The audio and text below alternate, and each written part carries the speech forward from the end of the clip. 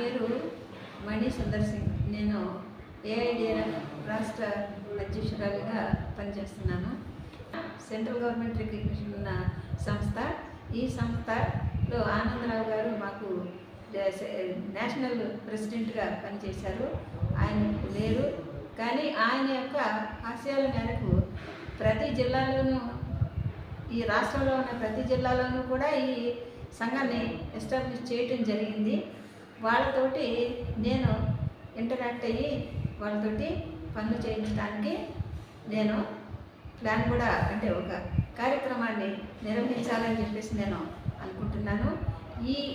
దీనిలో భాగంగానే మొదట నేను ఈ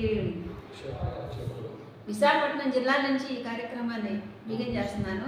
మార్చి నెలలో విశాఖపట్నం జిల్లాలో, తర్వాత 15వ తారీఖుని ఈస్ట్ గోదావరి, ఆ తర్వాత ఏలూరు, ఆ తర్వాత కృష్ణ.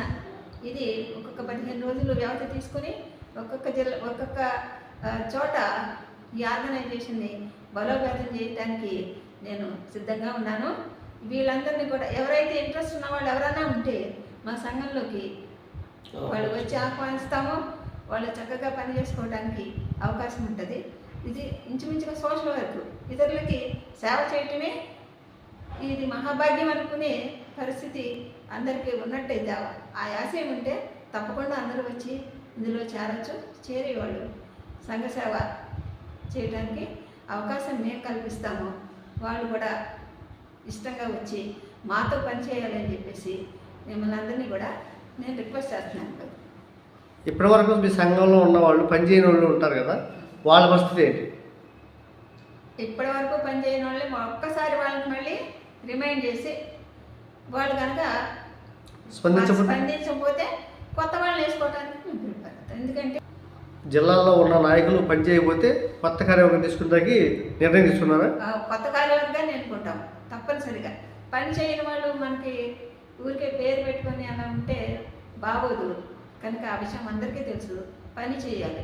పని చేయటం అంటే వాళ్ళు ప్రతిరోజు ఇదే పని ఉండడం కాదు, వాళ్ళకి కొంచెం ఖాళీ సమయాన్ని చూసుకుని సోషల్ వర్క్, సమాజం అంతే, మన సమాజంలో ఉన్న చెడుని తీసివేయాలంటే దానికి మనం కొంచెం రియాక్ట్ అయ్యి ఆ విషయాల్లో మనం వెళ్ళి అక్కడ ప్రజెంట్ అయ్యి అక్కడ మాట్లాడటం మంచిది.